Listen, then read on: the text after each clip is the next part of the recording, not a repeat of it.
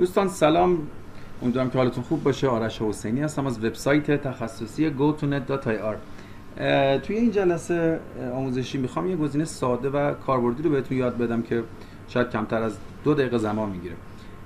گزینه ساده اسنیپینگ تولز هست که شاید خیلی‌ها بدونن و خیلی‌ها هم حتی فکر نمی‌کردن که توی ویندوزی همچین گزینه‌ای وجود داشته باشه. برای بریدن این قسمتی از یک صفحه یا از یک سایت یا از هر جایی که می‌خواید برای کسی چیزی بفرستید، لازم میشه که سریع آدم بتونه اونجا مثلا یه اسکرین شات بگیره از اون تیکه‌ای که میخواد. خیلی گزینه باحال و کاربردیه که من راحت شاید بگم روزی چند بار ازش دارم استفاده میکنم. خب خیلی ساده، مثلا من حالا وبسایت خودمون رو باز کردم gotonet.ir.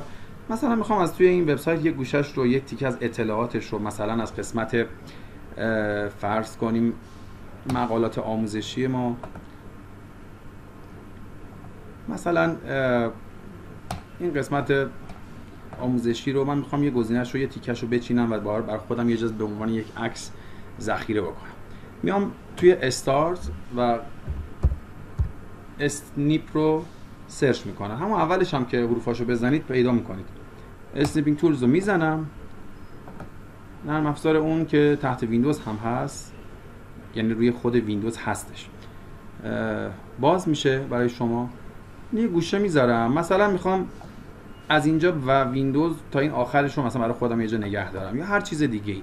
ببینید یه نیو که شما بزنید اون صفحه به این حالت مات در میاد و من این به علاوه رو هر جایی که بذارم شروع به بریدن اون تیکه میکنه. خیلی هم عالی و کار راه انداز و به درد بخور هست این گزینه.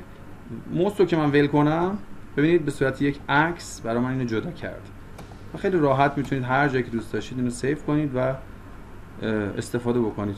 خیلی گزینه خوبی هست، گفتم که اینو با شما در میون بذارم. ادیتش هم میتونید بکنید، حالا با رنگ و پاکن و اینجور داستانا میتونید با این بیشتر کار بکنید. اینم از این آموزش کوتاه و ساده. امیدوارم که براتون مفید بوده باشه. تا آموزش بعد، خدا نگهدارتون، موفق.